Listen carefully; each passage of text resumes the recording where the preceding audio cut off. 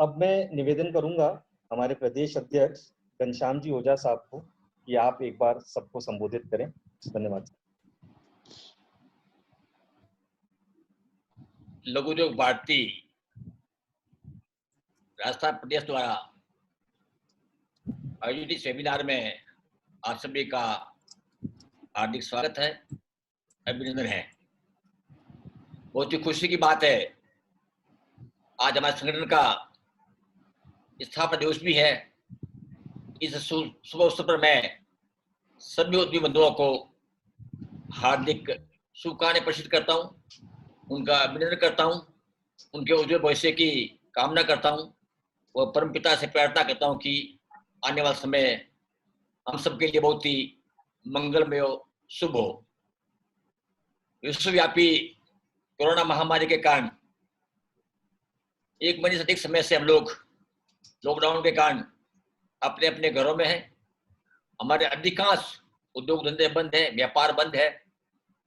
ऐसे समय में एक बहुत ही अच्छे सब्जेक्ट पर कोरोना टाइम्स में वर्किंग कैपिटल एफिशिएंसी को लेकर इस वेबिनार का आयोजन किया गया है। इसमें इस विषय के जानकार 121 फाइनेंस लिमिटेड के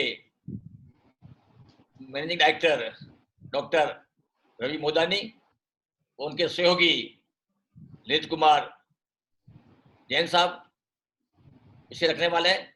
मैं उनका लघु उद्योग भारती परिवार की ओर से हार्दिक स्वागत करता हूं, अभिनंदन करता हूं। आशा करता हूं कि रखे गए विषय हम सब लोगों के लिए बहुत ही लाभदायक होगा और हम सब मिलकर एक नए कल की शुरुआत करने जाएंगे। इस वेबिनार में राजस्थान के लगभग सभी शहरों से उद्यमी बंधु जुड़े हुए हैं, उनका भी हार्दिक स्वागत है। ये बहुत खुशी की बात है कि राजस्थान के अलावा बाहर के शहरों से भी बहुत से उद्यमी बंधु जुड़े हुए हैं, उनका भी हार्दिक स्वागत है। ऐसा बहुत से ऐसे उद्यमी भी से जुड़े हुए हैं जो लघु उद्योग भारती के सदस्य नहीं है, उनका भी मैं हार्दिक स्वागत करता हूं और उनकी जानकारी के लिए बताना चाहूंगा, लघु उद्योग भारती एक राष्ट्रव्यापी संगठन है। देश के सभी राज्यों में 500 से अधिक हमारी शाखाएं हैं। भारत के सभी जिलों तक हमारा संपर्क है। उद्योग हित, राष्ट्र हित, इस थीम पर हम लोग काम करते हैं। उद्यमी, प्रशासन और सरकार के बीच में सेतु बनकर उनके सामने दिन प्रतिदिन आने वाली समस्याओं का निराकरण करना और उद्योगों के हित में अच्छी पॉलिसी का निर्माण कराना इस संगठन का मूल उद्देश्य है। इस संगठन पिछले 27 वर्षों से लगातार इन उद्देश्यों की पूर्ति के लिए लगा हुआ है। मैं समझता हूं कि इस कोरोना टाइम्स के बाद में भी आने वाला समय भारतीय की अर्थव्यवस्था के लिए बहुत ही अच्छी होने की संभावना है। उस अच्छी अर्थव्यवस्था में एमएसएमई का क्या सहयोग हो, एमएसएमई किस प्रकार का अपना एक्टिव करे, इसको लेकर हम लोग बहुत एक अच्छा काम आगे करने वाले हैं, जिसमें प्रमुख रूप से स्वदेशी उद्योग किस प्रकार से अधिक से अधिक पनपे, उसके साथ साथ आयात पे हमारी निर्भरता कैसे कम हो। जो प्रोडक्ट आज आयात हो रहे हैं उनका सब्स्टिट्यूट क्या एमएसएमई में हम लोग तैयार कर सकते हैं, जिससे हमारे देश की अर्थव्यवस्था हमारे खुद के कंट्रोल में रहे। और उसके अलावा जिन जिन शहरों में, जिन जिन जिलों में जिस प्रकार का रॉ मटेरियल उपलब्ध है, उस रॉ मटेरियल के आधार पर वहाँ एक क्लस्टर डेवलप करके किस प्रकार से हम लोग काम कर सके, इन सब को लेकर लघु उद्योग भारती एक बड़ा काम करने वाली है। मैं पुनः एक बार डॉक्टर रवि मोदानी और उनके सहयोगी रवि जी का स्वागत और सभी उद्यमियों का स्वागत करता हूँ। आशा करता हूँ कि ये सेमिनार बहुत ही सफल होगा और इस प्रकार की तकनीकी कारण हम लोग प्रत्यक्ष के बजाय अप्रत्यक्ष सेमिनार आज ये कर रहे हैं, तो मैं समझता हूँ कि बहुत अच्छा प्रयोग है। कुछ तकनीकी कारणों से बहुत से हमारे उद्यमी साथी से जुड़ नहीं पाए, लेकिन मैं समझता हूँ कि हौसला बीच प्रोग्राम के बीच वो लोग जुड़ जाए, नहीं तो वो लोग फेसबुक के माध्यम से हमसे जुड़े हैं, हमको देख रहे हैं। और मैं समझता हूँ कि आज एक शुरुआत की है, लेकिन आने वाले समय में हम ऐसे और प्रोग्राम उद्योग हित के लिए करते रहेंगे। आप सबका पुनः एक बार स्वागत, आपको सबको एक बार पुनः स्थापना दिवस की बधाई। धन्यवाद। जय हिंद। बहुत बहुत धन्यवाद घनश्याम जी ओझा साहब। और हमेशा की तरह आपने एक बार हमें वापस से जोश भर दिया है कि समय अभी तो कठिन है, लेकिन आगे अच्छे आयाम दिख रहे हैं। इसके लिए बहुत बहुत धन्यवाद। और अब मैं हमारे आज के स्पीकर रवि जी मोदानी को आज का सेमिनार चालू करने से पहले, ये थोड़ा अनफॉर्चुनेट है कि टेक्निकल ग्लिचेस के वजह से, और इतने हमारे पास 650 से ऊपर रजिस्ट्रेशंस हुए थे और हम 100 की सीमा में सीमित हो गए हैं। तो टेक्नोलॉजी के आगे हमें ये हार माननी पड़ रही है। पर मैं सभी से निवेदन करूंगा कि ये फेसबुक पर लाइव है और जो भी लोग नहीं जुड़ पाए हैं वो फेसबुक से इसे सुन सकते हैं। अब मैं ये सेमिनार को आरंभ करने से पहले खाली रवि जी मोदानी, मतलब हमने ये वेबिनार का चयन क्यों किया? समय कोरोना का है और बहुत विकट है, पर हमारे पास स्पीकर ऐसे हैं जो बहुत जानकार हैं। ये 1-to-1 फाइनेंस प्राइवेट लिमिटेड के एमडी और फाउंडर हैं, जो कि आरबीआई अप्रूव्ड एनबीएफसी है, और ये शॉर्ट टर्म वर्किंग कैपिटल देते हैं एमएसएमईज को। इसके अलावा इनके कई बिजनेस इंटरेस्ट हैं, यानी प्लास्टिक प्रोसेसिंग साउथ अफ्रीका में, और इंडिया से मिनरल एक्सपोर्ट्स करते हैं। इसके अलावा इन्होंने डॉक्टरेट पाई है working capital management of tobacco companies in India. देखिए साहब, सबसे ज्यादा जानकारी वो रखता है जो बहुत ट्रैवल करता है। इन्होंने 30 से ज्यादा देशों में भ्रमण किया है और साथ ही 5 कंट्रीज में ये बिजनेस संभालते हैं, तो इनका ये एक्सपीरियंस बहुत है। और साथ ही में इन्हें हमेशा से जो इनका पैशन है, in spite of all this, वो यही रहा है फाइनेंशियल स्ट्रक्चरिंग, सक्सेशन प्लानिंग और मॉनिटरिंग में। इसलिए हमने आज इन्हें इनवाइट किया है कि हमारे लघु उद्योग भारती के सारे ही सदस्य को ये इस डिफिकल्ट टाइम पर हम कैसे बढ़ें, इस पर हमें ये जानकारी दें।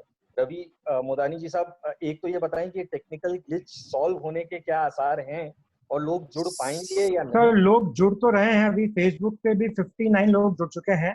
अगर अपन यहाँ पे देख रहे हैं तो 108 लोग तो यहाँ जुड़ चुके हैं और जी 59 लोग वहाँ जुड़े हुए हैं। तो नहीं, मेरे मुझे कहने का मतलब है कि यहाँ पर अभी और जुड़ सकते हैं, हम उन्हें ये संदेश भेजें। हमारी तरफ से सर हमने 1000 लोगों का रजिस्ट्रेशन कर रखा है, तो कोई हाँ हमारी तरफ से कोई टेक्निकल ग्लिच नहीं है। लेकिन ये अनफॉर्चुनेटली जूम कंपनी की तरफ से है, और जूम कंपनी अमेरिका में है और इस तक वहाँ पे रात हो रखी है। तो हमें पूरी कोशिश करते हुए भी इस मतलब हम हेल्पलेस हो चुके हैं आज अभी तक। सो आई अच्छा थिंक, हाँ, मैं इसका एक काम ही करूंगा। इसका दूसरा तरीका ये है कि जो इसकी रिकॉर्डिंग है आज की अपने प्रोग्राम की, और जी जो स्लाइड शो तो हम डेफिनेटली शेयर करेंगे आपसे यहाँ, लेकिन जो जी इसकी रिकॉर्डिंग है वो भी हम लोग आपके साथ में शेयर करेंगे। और वैसे फेसबुक पे भी ये बाद में भी आदमी इसके देख सकता है। इनफैक्ट हम लोगों के लिए खुद के लिए बड़ा ये अफसोस की बात है कि इतना सब कुछ एफर्ट करने के बाद में, लेकिन वही बात है ना, समय का ये समय ऐसा है, अनसर्टेनिटी ऐसी चीज हो जाती है कि कुछ आदमी कोशिश, मतलब आप लोगों के इतने एफर्ट थे, इतने मतलब मैं स्टार्ट करता हूँ। मतलब आई थिंक सबसे पहले तो सब धन्यवाद सचिन जी, ओझा साहब, घनश्याम जी ओझा साहब, प्रेसिडेंट साहब, लघु उद्योग भारती राजस्थान, महेंद्र जी खुराना साहब, आप लोगों ने जो 1-to-1 को मौका दिया आप लोगों के सामने वापस से आने का। एक बार सचिन जी ने पिछले हफ्ते दिया था, और अब बड़ी खुशी है कि आप लोगों से 650 लोगों ने रजिस्ट्रेशन किया है। और ये बड़ी हमारे लिए दुखद है कि टेक्नोलॉजी के आगे हम लोग पूरे एफर्ट करते हुए भी 150, मतलब एक I can see right now, मुझे अभी दिख भी रहा है यहाँ पे कि 65 लोग लाइव हो गए हैं फेसबुक पे। सो मुझे आशा है कि करते करते जैसे से हमारी टीम बैकएंड पे सब लोगों को मैसेज भेजती जा रही है कि जिन लोगों की ईमेल्स वगैरह आई थी, जिन लोगों के रजिस्ट्रेशन आए थे, हम उनको फेसबुक के ऊपर फेसबुक के लिंक ईमेल से वापस भेज रहे हैं। सो दैट उसमें एक समस्या छोटी सी ये कि जिनके पास फेसबुक नहीं है उनका थोड़ा सा ऐड करना मुश्किल हो रखा है। लेकिन हम लोग ये भी कोशिश कर रहे हैं in the mean time YouTube channel पर चालू करने की इसको। अगर यूट्यूब पे भी 5-7 में चालू हो जाता है तो जिनके पास फेसबुक नहीं है वो यूट्यूब से भी लाइव कर सकते हैं। गजल, आप एक बार देख के उसको यूट्यूब वाले को भी थोड़ा फास्ट करवा सकें तो आप प्लीज देख लीजिए एक बार। ओके चलिए साहब, बहुत बहुत धन्यवाद। सबसे पहले बहुत बहुत बधाइयाँ लघु उद्योग भारती को स्थापना दिवस की, 27वें स्थापना दिवस की बहुत बहुत बधाई। और इंटरेस्टिंग बात, सबसे बड़ी इंटरेस्टिंग बात यह है कि मेरी पीएचडी को भी 27 साल हुए हैं। 94 में मैंने पीएचडी करी थी और उसी वर्किंग कैपिटल के लिए आज इतना बड़ा सेमिनार आप लोगों ने आयोजित किया है। और लघु उद्योग भारती के जो 27 साल हुए हैं, 27 साल में एक व्यक्ति नौजवान होता है, पूरी ऊर्जा भरी होती है, उसके अंदर पूरा चार्जअप होता है। मतलब एक ग्राफ बनता है जिसमें आदमी कहते हैं जब शादी के बाद में आदमी सेटल हो जाता है तभी उसको समझदारी आती है, और वो शायद समझदारी की उम्र 27 साल की होती है। तो आज जो मैं ऐसा मैं नहीं कह रहा कि लघु उद्योग हमेशा से बहुत समझदार और बहुत लोगों का रहा है, लेकिन ये दूसरी इनिंग चालू है, दूसरी पारी चालू है। आज लघु उद्योग भारती की ये कोरोना के बाद में इसकी, अभी ओझा साहब से बात हुई थी उस टाइम भाई साहब से, कि जो नई दुनिया बन रही है उसमें लघु उद्योग की कितनी अहमियत रहने वाली है, हम कल्पना भी नहीं कर सकते हैं। पिछले 27 साल बोलूं या पिछले 30 साल बोलूं, 91 के बाद में बड़े उद्योग का चला गया था। सारे एमएनसी, सारी मल्टीनेशनल कंपनियां, हम लोग भी अभी आगे अपन बात करेंगे, एक ही दिशा में बढ़ते जा रहे थे। अब वो दिशा चेंज हो रही है, हम सबको सूक्ष्म में आसपास लघु पे सोचना पड़ेगा। सबसे पहले सब लोगों का स्वागत। जो 55 शहरों से लोग रजिस्ट्रेशन करवाया है, इचलकरंजी, मुंबई, सिलीगुड़ी, पौंडीचेरी से लेकर बहुत से शहरों से आए हैं। मतलब थोड़ा माफी वाली बात है कि टेक्नोलॉजी के चक्कर में वो कहीं ज्वाइन नहीं कर पा रहे हैं। फेसबुक पे बढ़ता रहा फिगर, मैं सामने देख पा रहा हूँ 78 लोग फेसबुक पे लाइव हो चुके हैं इस वक्त। सो वो कॉन्स्टेंटली जैसे जैसे बैकएंड पे टीम उनको ईमेल से भेजती आ रही है, लोगों को ज्वाइन करवा रही है, वो उनका काम चालू होता रहा है। गजल जी, आप इसकी अपनी स्क्रीन शेयरिंग चालू करेंगे? ओके। मैं छोटा सा आपको इंस्ट्रक्शन तो मेरे सचिन जी ने दे ही दिए हैं। कोई भी क्वेरी है, कोई भी क्वेश्चन है, आप इसको ऊपर Q&A का एक ऑप्शन लिखा हुआ है अपने जूम के ऊपर, जो जिसी को कोई प्रश्न है तो उसमें वो टाइप कर सकता है, और चैट के अंदर भी उसको वो लिख के प्रश्न बोल सकता है, जिसको हम लोग बाद में क्वेश्चन आंसर के टाइम पे चालू कर देंगे। एक रिक्वेस्ट सबकी ये थी, क्योंकि हिंदुस्तान के सब शहरों से कई लोग जुड़े हुए हैं, सब लोगों के, और मुख्य रूप से राजस्थान से लोग जुड़े हुए हैं, इसलिए इस पूरी वेबिनार को हिंदी के ही माध्यम से रखा गया है। और डेफिनेटली अपने हिंदुस्तान के अंदर हिंदी का जो नया रूप है आज की तारीख में, वो इंग्लिश के शब्दों से जुड़ के ही होता है। तो बोल चालने के लिए और कुछ, बिकॉज ये सब चीज़ें कई टेक्निकल वर्ड्स भी हैं फाइनेंस को लेके, इसलिए इंग्लिश के शब्दों का काफ़ी प्रयोग रहेगा बीच बीच में, पर मुख्य रूप से ये इंग्लिश में इसलिए क्योंकि अमूनन 70-80% लोग जो अपने हैं वो राजस्थान से ही इसमें जुड़े हुए हैं। मेरी टीम का मैं हल्का छोटा सा इंट्रोडक्शन देना चाहूँगा। मेरे साथ में ललित जी जैन साहब हैं, हमारे बोर्ड ऑफ डायरेक्टर्स से, जो कि एक्स बैंकर रहे हैं एसबीजे बैंक के। श्री पीएन वर्मा साहब हैं, वो भी बोर्ड ऑफ डायरेक्टर्स में से हैं, वो भी सीजी में रहे हुए हैं यूको बैंक से। और गजल है हमारे सीटीओ, ऑपरेशंस हेड हैं, वो पूरा टेक्नोलॉजी ऑपरेशन संभालते हैं पीछे से, वो अपने को साथ में असिस्ट करते रहेंगे इसके अंदर। तो जैसा कि आपने चालू किया कि ये नई दुनिया है, बिल्कुल नई दुनिया है, क्या हो रहा है किसी को मालूम नहीं है, तो इसकी शुरुआत के लिए मैं हल्का सा एक अर्ज करना चाहूंगा कि हो क्या रहा है। जमीन पर शोर मचाता, जमीन पर शोर मचाता, हमारी हुकूमत हमारी मर्जी, जमीन पर शोर मचाता, हमारी हुकूमत हमारी मर्जी, फिर कुदरत ने सबको बताया मेरी दुनिया मेरी मर्जी। गजल बाबू, स्लाइड नहीं आ रही है? आ रही है, हेलो, आ रही है। अच्छा, ओके। हाँ, मेरे वो स्लाइड चली गई थी। इसके साथ में अपन शुरुआत करते हैं। ये जो नई दुनिया बनी है, जो कोरोना के बाद में चालू होगी, हम सबको भी इसका आइडिया नहीं है क्या क्या होने वाला है। सबसे पहली बात है कि अभी हो क्या रहा है, व्हाट इज हैपनिंग नाउ। आज की तारीख में हम सब लोगों को एक अनसर्टेनिटी, अननोन, अदृश्य भय से डर है। पहले तो दुश्मन का डर होता था कि बगल में पाकिस्तान है या चाइना है, हमारे का है।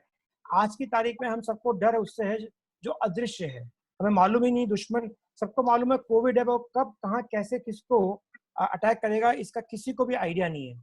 अगर मैं भाषा में बोलूँ तो हम लोग अननोन के फियर से ग्रसित हैं आज की तारीख में।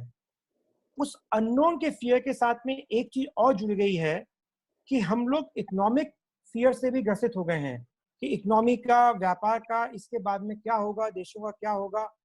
तो बेसिकली सबको एक नई दिशा सोचनी पड़ेगी। एक तरीका आ गया कि जैसे कंप्यूटर के अंदर कंट्रोल और डिलीट बोलते हैं, जब कंप्यूटर हैंग हो जाता है तो अपन कंट्रोल और डिलीट प्रेस करते हैं ताकि कंप्यूटर रीसेट हो जाए।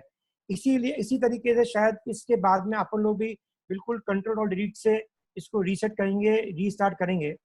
पर अपन 1-1.25 महीना से बंद पड़े रहे हैं, पूरी इकोनॉमी बंद पड़ी, लॉकडाउन हुई पड़ी हुई है। तो जब तक चालू होगी अपन लोगों का कितना नुकसान हो सकता है, पूरी जीडीपी का एक आशंका लोग करते हैं कि 25 से 30%, 25 से 30% तक की जीडीपी जो है खत्म हो जाएगी। कारण ये कि अगर हम 1-1.5 महीने तक खुद बैठ के खाएंगे, खाएंगे मतलब हमने आज 1 महीने से कोई प्रोडक्शन नहीं किया है, हम हर चीज कंज्यूम कर रहे हैं। हम जैसे चीजों को कंज्यूम करेंगे और प्रोड्यूस नहीं करेंगे तो करीबन 2 से ढाई महीने की हमारी बिजनेस की कॉस्ट, हमारी कमाइयाँ, हमारा स्टॉक, हर चीज हम कंज्यूम हो चुके होंगे। सो बाय एंड लार्ज अगर एक ब्रॉडली सोचें तो आने वाले टाइम में कोरोना के बाद, लॉकडाउन के बाद तक हम लोग शायद 25 से 30% तक की इकोनॉमी हमारी खत्म हो चुकी होगी, वैनिश हो चुकी होगी। लेकिन हमको डिसीजन कैसे लेने चाहिए? हमको प्रॉब्लम को 3 पार्ट में डिवाइड करना चाहिए, शॉर्ट टर्म, मीडियम टर्म और लॉन्ग टर्म। जो 2 साल बाद में होने वाला है उसका हम आज डिसीजन नहीं ले सकते। हमें सबसे पहले शॉर्ट टर्म पे सोचना चाहिए, उसके बाद मीडियम टर्म पे सोचना चाहिए और आखिरी में लॉन्ग टर्म पे सोचना चाहिए। हमारा शॉर्ट टर्म जो है वो रिएक्शन में होता है हमेशा। कोरोना हुआ, हम रिएक्ट कर रहे हैं। हमारे शॉर्ट टर्म हमारे कंट्रोल में नहीं है। आज जैसे अभी ये टेक्निकल ग्लिच आ गई, ये शॉर्ट टर्म प्रॉब्लम हुई, हमारे कंट्रोल में नहीं है। हमारा रिएक्शन है, हमारे लिए एक्सपीरियंस है, हमारे कंट्रोल बिल्कुल भी नहीं है। लेकिन अगली बार के लिए हमारी लर्निंग है। हम इस शॉर्ट टर्म की प्रॉब्लम से सीखेंगे, आगे बढ़ेंगे, भले कोरोना है कोई भी हो। हम शॉर्ट टर्म से सीख के मीडियम टर्म की स्ट्रेटेजी बनाते हैं, ताकि हम मीडियम टर्म के अंदर जो हमने शॉर्ट टर्म में सीखा है उसके हिसाब से हमको रिएक्शन में तकलीफ नहीं आए, हम नुकसान कम करें। और लॉन्ग टर्म हमारा मिशन होता है, जैसे लघु उद्योग भारती का भी कुछ सिद्धांत है, कोई मिशन है जिस कारण संस्था चल रही है। हर देश, हर ऑर्गेनाइजेशन के लॉन्ग टर्म के मिशन होते हैं और उनका एक विजन होता है कि हमको लॉन्ग टर्म इसके हिसाब से ही करना है। स्क्रीन चेंज हुई गजर बाबू स्क्रीन, हेलो हेलो भैया। सो बेसिकली क्या है, हमको शॉर्ट टर्म के अंदर कुछ तकलीफ सहनी पड़ती है। जिसकी कहावत एक इंग्लिश में अच्छी कोटेशन में शेयर कर रहा हूँ, short term pains are long term gains and short term gains are long term pain. So basically हम आज जितना दुख दर्द सह रहे हैं वो हमारे लॉन्ग टर्म के अंदर बहुत बेनिफिशियल है। हमको बहुत सी चीजें सिखा के जाएगा, हमारी बहुत सी तकलीफें दूर करेगा, हमारे को नए नए सोच करने का तरीका बताएगा, हमारे नए नए क्रिएटिविटी, नए नए बिजनेस मॉडल का हमको आगाह करेगा हम लोग। सो आज हम लोग बहुत सालों से हमारी संतुष्टि हो गई थी, तृप्ति हो गई थी कि हम लोग अचीव कर चुके हैं, हमारा प्रोडक्शन पूरा हो चुका है, व्हाट नेक्स्ट। आज की तारीख में ये पूरा जो रीसेट होने वाला है सिस्टम, इससे हमको जो ये शॉर्ट टर्म की जो तकलीफ आई है ये बहुत सी चीज सीखेगी। आपको छोटा सा एग्जांपल दे रहा हूँ कि आज हम लोग टेक्नोलॉजी में मजबूर भी हैं, एट द सेम टाइम सब दूर बैठे हुए हैं। सो ये शॉर्ट टर्म की प्रॉब्लम एक नई दुनिया इजाद कर ली कि वेबिनार के थ्रू भी अपन इतने लोगों से इतने दूर से कनेक्ट हो सकते हैं। तो ये बहुत सी चीजें नई आने वाली है। ऐसे कैसे शॉर्ट टर्म में आज ये हो कई लोग नए, जैसे एक कहावत आई, किसी ने बोला कि कई लोग तो नए गरीब पैदा हो जाएंगे इसमें और कई नए अमीर पैदा होंगे। बेसिकली किसका कितना नुकसान होने वाला है हमको आज किसी को नहीं मालूम। हो क्या रहा है कि बाहर युद्ध चल रहा है, युद्ध जब तक हम जाके अपना ऑफिस और दुकान या व्यापार की जगह खोलेंगे नहीं, तब तक हमको मालूम नहीं हो पाएगा कि एक्चुअल डैमेज, एक्चुअल नुकसान कितना हुआ। कुछ इकोनॉमिस्ट इसको प्रिडिक्ट करना चाह रहे हैं कि ये जो इकोनॉमिक कर्व है वो किस रूप में होगा। कोई बोलता है W, कोई बोलता है V, कोई बोलता है L। मैं अगली स्लाइड में बताएंगे WVL। फास्ट में लूंगा, छोटा सा अपना कुछ समय हमारा निकल गया टेक्नोलॉजी के कारण। सो W के अंदर होता है कि अपन फॉल में चल रहे हैं, इकोनॉमी रिवाइव करेगी, फिर वापस गिरेगी और फिर उठेगी। V के अंदर गिरेगी और फिर उठेगी, और L में तो गिरने के बाद मालूम नहीं आगे कब उठेगी। सो अमूमन एक ये फीडबैक आ रहा है, जैसे मेरी कल भी कुछ लोगों से बात हो रही थी, तो रूरल इंडिया में से कल से कुछ मूवमेंट चालू हैं। सरकार ने आज भी शॉप्स को खोलना चालू किया रूरल के अंदर, वहाँ पे डिमांड पिकअप होना चालू हुई है। एक व्यक्ति ने बताया कल शाम को कि सीमेंट के उसका जितना स्टॉक था डम्प्स के ऊपर रूरल इंडिया के अंदर, वो खत्म हो चुका है। हो सकता है कि जैसे ही अपना लॉकडाउन के बाद में इकोनॉमी खुले, क्योंकि 1.5-2 महीने तक आप पूरी डिमांड को, हर चीज को रोके बैठे हो, तो डेफिनेटली एक सडन डिमांड आनी ही आनी है। वो भली शॉर्ट टर्म होगी, एक बार सबका स्टॉक खत्म हो जाएगा या उसको यूज होने के बाद में वापस से जब हो सकता है कोरोना का सेकेंड राउंड आए तब ये टूट सकता है, डिमांड वापस नीचे गिर जाए। लेकिन एक बार के लिए ये आशा है कि कोरोना खुलते ही डिमांड बढ़ेगी। हमें क्या करना चाहिए? हमें आज में जीना चाहिए। We should live in the present. Future किसी ने प्रिडिक्ट नहीं किया, हमें कल का मालूम नहीं है, हम पे कल पे सिर्फ दूरदर्शी हमको देखना चाहिए। हमें आज की अपनी रिस्क को एनालाइज करना चाहिए कि हम किस किस कैटेगरी के रिस्क में हैं।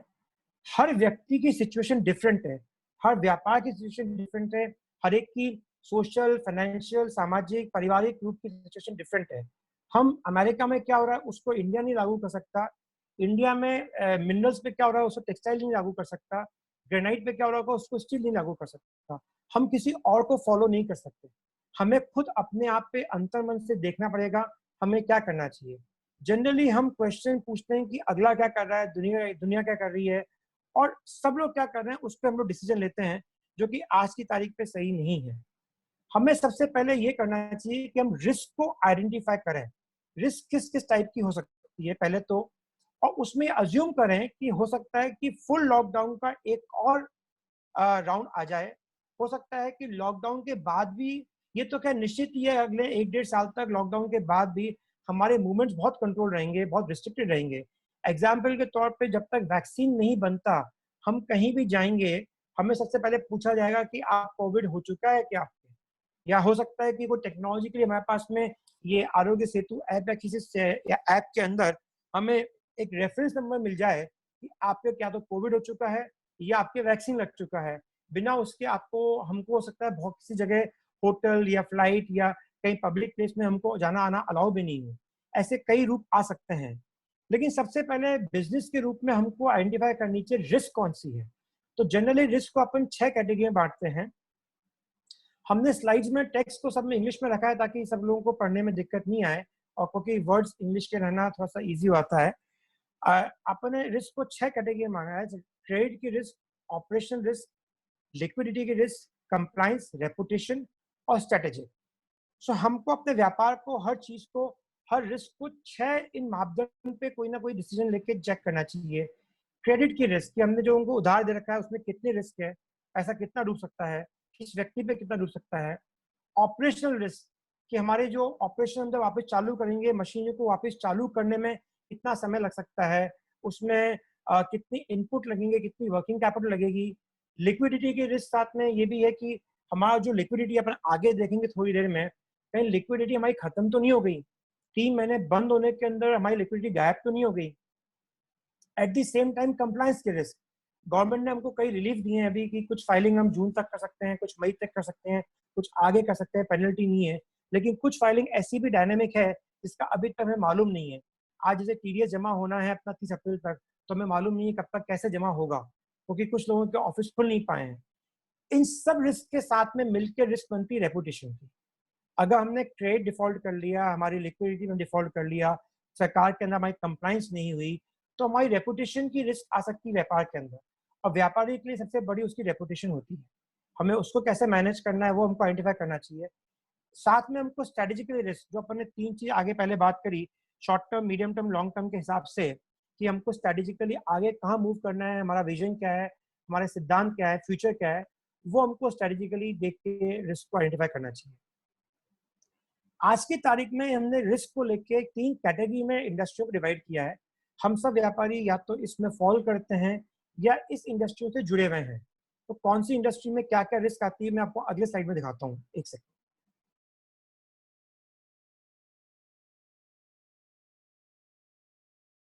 इस स्लाइड के अंदर आप देखेंगे 3 कैटेगरी के अंदर इसको इकरा कंपनी ने बनाया है, जो बहुत बड़ी कंपनी है, सब लोग रिसर्च कर रही है इसके ऊपर।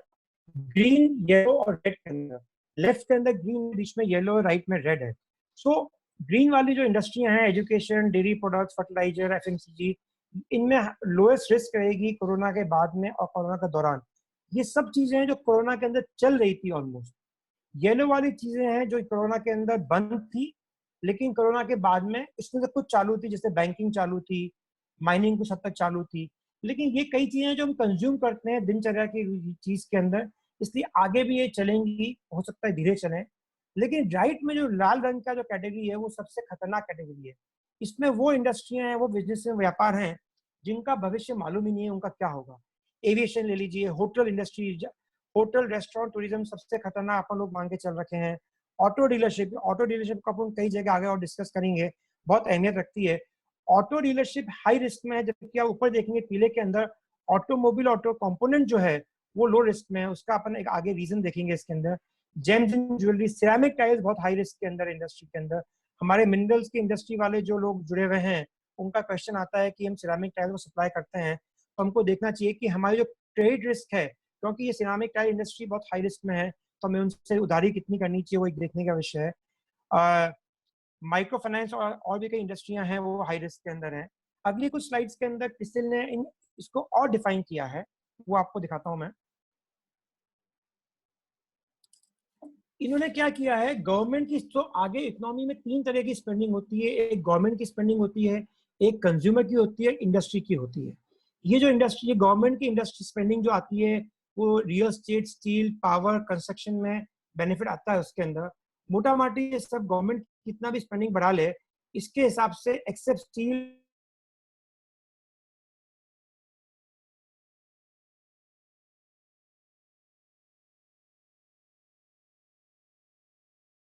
गवर्नमेंट स्पेंडिंग चालू तब होगी जब गवर्नमेंट कोरोना से फ्री होगी। अभी अगले 3-4-5 महीने तो गवर्नमेंट कोरोना को फाइट करने में ही निकाल देगी उसके अंदर, इसलिए जितना भी गवर्नमेंट के जो कॉन्ट्रैक्ट्स हैं वो आने में कम से कम 3-4 महीने लगेंगे, इसलिए गवर्नमेंट की स्पेंडिंग भी कि जो डिपेंडेंट इंडस्ट्री है उनको टाइम लगेगा। सेकेंड इंडस्ट्री आती है जो consumption, private consumption based sector आता है कि जो अपन कंज्यूम करते हैं उसमें क्या क्या इंडस्ट्री आती है।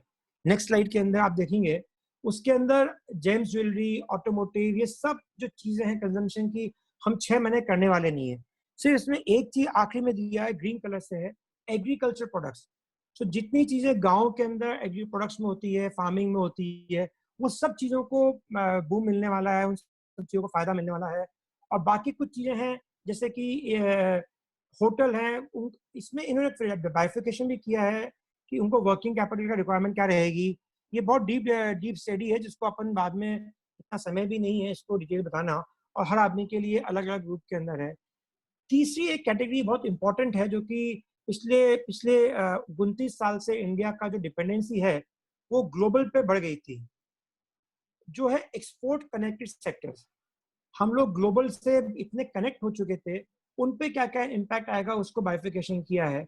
और अनफॉर्चुनेटली जो हमारी मैन पावर बेस्ड इंडस्ट्रियां हैं, गारमेंट, टेक्सटाइल्स, इलेक्ट्रॉनिक कंपोनेंट्स हो गए, या इवन हैंडीक्राफ्ट्स हो गए और कार्पेट्स वगैरह हो गए, वो सब ग्लोबल से कनेक्टेड है।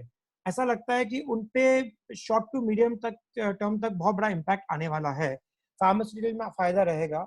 सो ऐसा अपन ने कुछ एनालाइज किया है कि किन किन चीजों में, किस किस इंडस्ट्रियों में शॉर्ट टू मीडियम टर्म के अंदर इम्पैक्ट आएगा, जो हमको देखना है, और हम कहाँ कहाँ फॉल करते हैं इसके हिसाब से असरटेन करना पड़ेगा, हमको अपने रिस्क को कैटेगराइज करना पड़ेगा। लेकिन आज का विषय इससे नेक्स्ट स्टेज पे चालू होता है वर्किंग कैपिटल के ऊपर। वर्किंग कैपिटल हर बिजनेस की लाइफलाइन है, बिना उसके वर्किंग कैपिटल के कोई बिजनेस नहीं चल सकता। और अगर हम बात करें तो वर्किंग कैपिटल एक शॉर्ट टर्म रूप की बात है, जो हमने original short, medium, long term की बात करी, हम वर्किंग कैपिटल एक शॉर्ट टर्म की चीज है। सबसे पहले है कि हम उसको मेजर कैसे करें। जब तक हम जिस चीज को नाप नहीं सकते उसको मैनेज नहीं कर सकते। हमें वर्किंग कैपिटल या कोई भी चीज को एब्सोल्यूट नंबर में मैनेज करना चाहिए। हम जनरली परसेंटेज में या एक मेंटल कैलकुलेशन में करते हैं, जो कि गलत चीज है। हमें एग्जैक्टली परसेंटेज की जगह एब्सोल्यूट नंबर में मैनेज करना चाहिए। हमको कितने रुपए की आवश्यकता है, हमारे को जो ग्रोथ आएगी तो कितने किलो में, कितने टनों में, अमाउंट में आएगी। हमें परसेंटेज पे, ये समय नहीं है हम परसेंटेज पे काम करें। हम परसेंटेज पे काम करेंगे तो हमारी ग्रोथ भी बेकार है, क्योंकि हो सकता है हमारी आज के बाद में नेक्स्ट ईयर ग्रोथ बहुत अच्छी आए परसेंटेज टर्म्स के अंदर, लेकिन 25% गिरने के बाद में अगर हमने 5% ग्रोथ कर ली तो वो कोई ग्रोथ नहीं होगी। तो इसे हमें परसेंटेज छोड़ के एब्सोल्यूट नंबर पे ही काम करना चाहिए। हम जब भी वर्किंग कैपिटल और फाइनेंशियल चीजों को स्टडी करें, हमारे लिए बहुत मुख्य रूप से वो इम्पोर्टेंट है। एक चीज इंपॉर्टेंट ये है कि हमारी वर्किंग कैपिटल जो है वो खत्म कैसे हो सकती है इस टाइम पे।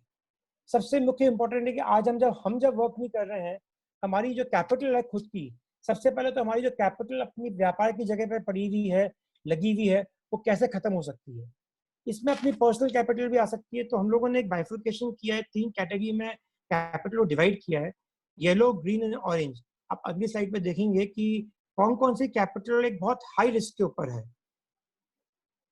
लॉकडाउन के बाद में 3 कैटेगरी है कि जो अपने पास बैंक बैलेंस है, कैश है, गोल्ड है, या हमारा जो इन्वेस्टमेंट गवर्नमेंट सिक्योरिटीज में है, या रॉ मटेरियल में हमारा इन्वेस्टमेंट जो है, ये हमारा इंटैक्ट रहेगा। रॉ मटेरियल जब तक कि कोई पेरिशेबल आइटम नहीं हो तब तक वो इंटैक्ट रहेगा, उस पर हमारा पैसा खत्म, साफ नहीं होगा। लेकिन जो हमारे इन्वेस्टमेंट फिनिश गुड्स पे है या हमने कोई डिबेंचर्स ले रखे हैं, उसमें चांसेस है कि हमारी वैल्यू थोड़ी सी हमको कम मिले, कुछ माल खराब हो जाए, कुछ माल नहीं बिक पाए, कुछ माल हमको डिस्काउंट देके बेचना पड़े। लेकिन सबसे ज्यादा आज के रिस्क में है, हाई रिस्क में है डेटर्स, उधारी, स्टॉक मार्केट में इन्वेस्टमेंट, म्यूचुअल फंड का इन्वेस्टमेंट और रियल एस्टेट का इन्वेस्टमेंट। ये तीनों, ये जो लास्ट वाली कैटेगरी है, ये सबसे हाई रिस्क की कैटेगरी लगती है कि जब लॉकडाउन खुलेगा तो ये चीजें ऐसी है, चलो जमीन तो अपनी जगह पे इंटैक्ट रहेगी, वैल्यू उसकी 19-20 हो सकती है, लेकिन सबसे बड़ा बदलाव और हमको जो रिस्क झेलनी पड़ेगी वो है अपना डेटर्स के अमाउंट को लेके। जो हमने उधारियां छोड़ रखी है वो हमको देगा नहीं देगा, कितनी देगा, ये बहुत बड़ा विषय हमको देखने का है। सेकेंडली, हमारी जो आज की लिक्विडिटी है, जो हमने ग्रीन चीज को यूज किया है, बैंक बैलेंस, कैश, जो भी हम लोगों का है रॉ मटेरियल, वो लिक्विडिटी कहाँ खत्म हो सकती है, कहाँ जा सकती है हमारी liquidity. So the question is what will eat away our liquidity. हमारी लिक्विडिटी क्या चीज खत्म कर सकती है? Next slide. हमारी लिक्विडिटी सबसे जल्दी खत्म कर सकती है हमारी फिक्स कॉस्ट। ये एक एनालिसिस अब हम अगली स्क्रीन बताऊंगा मैं आपको कि जिस आदमी की जिस ratio wise fix cost high है, उस आदमी की फिक्स कॉस्ट का इम्पैक्ट बहुत हाई है। तो जो आज हम लोग बैठे हैं, हमारी फिक्स कॉस्ट चालू है व्यापार की, फैक्ट्री की, और वो हमारी लिक्विडिटी को खत्म कर रहा है, हमारे बैंक बैलेंस को खत्म कर रहा है, हमारी जितनी भी स्टॉक को खत्म कर रहा है। हमको इसलिए आज की तारीख में फोकस करना चाहिए कोर के ऊपर, और कोर हमारे दो ही हैं, फिक्स कॉस्ट नंबर 1 और नंबर 2 हमारा कैश, हमें कैसे कंजर्व करना चाहिए कैश। ये दो चीजें हमारी वर्किंग कैपिटल की सबसे अहमियत रखती है आज की तारीख पे, जिस पे हमको फोकस करना चाहिए। फिक्स कॉस्ट को हमने डिवाइड किया है दो तरह की फिक्स कॉस्ट। एक फिक्स कॉस्ट जो हमारे हाथ में नहीं है कंट्रोल के अंदर, और वही हमको मेन मार करती है आज। आप पहला स्लॉट जो ऊपर वाली कैटेगरी देख रहे हैं, ऑल बिलो, ये जितनी पिछली जो पहले की जो 5 कैटेगरी है फिक्स कॉस्ट की, interest on term loan, EMI, man power की salary, wages, rent, lease, minimum charge और इलेक्ट्रिसिटी, ये पांचों की पांचों चीजें फिक्स कॉस्ट की है, और अनफॉर्चुनेटली ये हमारे हाथ में नहीं है, ये किसी दूसरे व्यक्ति के हाथ में है। हमें इसे कम करने के लिए हमें उससे बार्गेनिंग करनी पड़ेगी, बातचीत करना पड़ेगा, कॉम्प्रोमाइज, सेटलमेंट, सब कुछ करना पड़ेगा। जब तक हम नहीं करेंगे ये फिक्स कॉस्ट चेंज नहीं होगी, और ये हमको धीरे धीरे हम आज बैठे भी हैं तो भी चालू है और लगती जा रही है। अपने इस लघु उद्योग भारती के अंदर अपन देखें, और वैसे हमारे लघु उद्योग और मीडियम एंटरप्राइज सब में देखें, तो अलग कैटेगरी पे अलग इम्पैक्ट है।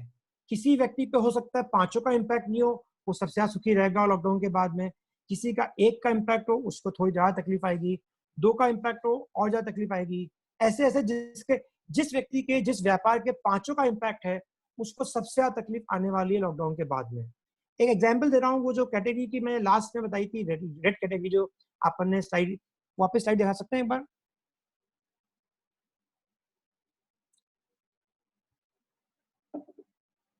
रेड वाली इकरा वाली स्लाइड जो है, इकरा वाली,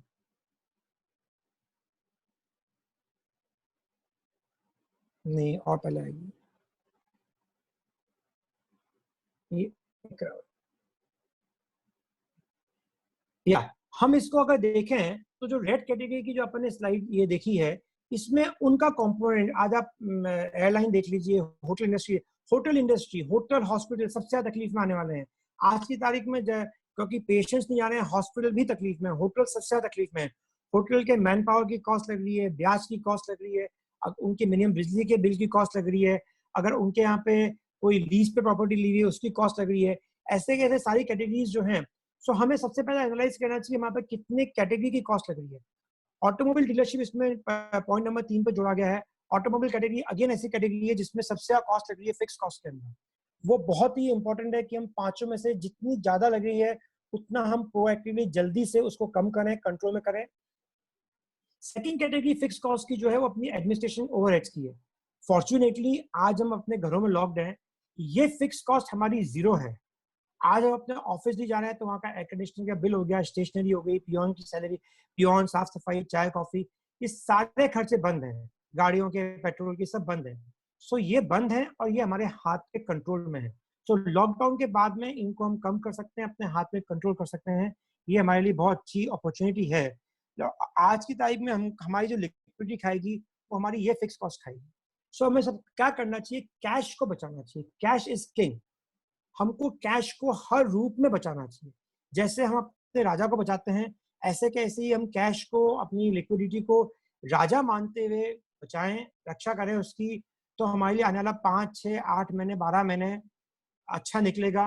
हम हर फाइट को, हर हर संकट को निकल सकते हैं। हमको अपने राजा पे विश्वास करना पड़ेगा। हमारे पास राजा पे विश्वास करने का कोई उपाय नहीं है। सो उसके लिए हम क्या कर सकते हैं, हम अपना एक वॉर चेस्ट बना सकते हैं। मतलब जैसे हमने खजाना बनाया, एक राजा का खजाना होता है, ऐसे कैसे में वॉर चेस्ट बनाए, जो वॉर चेस्ट बिजनेस में भी रूप में काम आए और पर्सनल भी काम आए, व्यापारिक में भी काम आए, पर्सनल भी काम आए। उसके अंदर डिपेंड करता है इंडस्ट्री टू इंडस्ट्री, और कम से कम अपने 12 महीने की फिक्स कॉस्ट का जो खर्चा है हमारा पर्सनल लेवल पे और बिजनेस लेवल पे, उसको हम कैसे भी लिक्विडिटी के रूप में, कैश के रूप में कहीं ना कहीं उसको इकट्ठा करके मेंटेन करके चलें।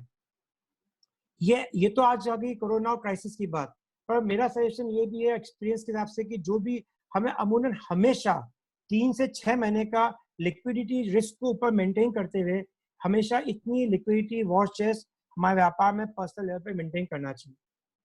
अगले स्क्रीन पे हम बताएंगे अपने कि देखेंगे कुछ इंडस्ट्रियां ऐसी है उसमें वर्किंग कैपिटल की लगता है कि बहुत कम रिक्वायरमेंट है।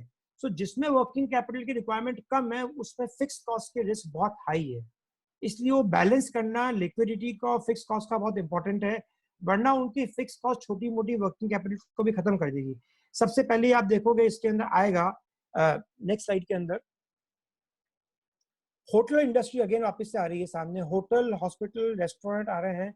इनके वर्किंग कैपिटल रिक्वायरमेंट बहुत छोटी रहती है, इनकी फिक्स बहुत कॉस्ट बहुत हाई रहती है, लेकिन क्योंकि फिक्स कॉस्ट बहुत हाई है तो छोटी मोटी वर्किंग कैपिटल बहुत जल्दी खत्म हो जाएगी, इनकी होने के बहुत चांसेस हैं।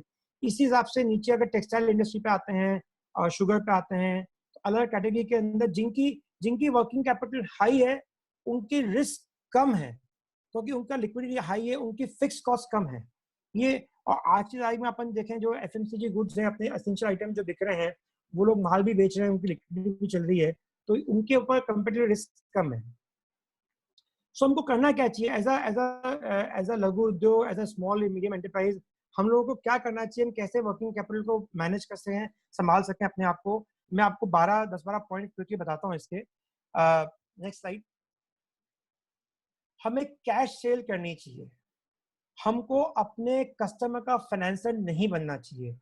हम 5 महीने, 4 महीने, 7 महीने, 8 महीने की जो उधारी देते हैं वो हमको नहीं देना चाहिए। हम टर्म लोन नहीं दे रहे हैं और इतनी बड़ी उधारी को कोई भी बैंक रिफाइनेंस भी नहीं करता। अब बैंक उस बैलेंस शीट को अच्छी तरीके से देखता भी नहीं है। सॉरी, हमको सैलरीज का अमाउंट कम करना चाहिए। जहां तक हो हमारी जो स्किल मैन पावर है वो हमारी ताकत होती है, उनको हम कुछ शॉर्ट टर्म परेशानी के लिए नहीं छोड़ना चाहिए। उनको हम तनख्वाह का अमाउंट कम कर दें और उनको हमको रखना चाहिए, रिटेन करना चाहिए।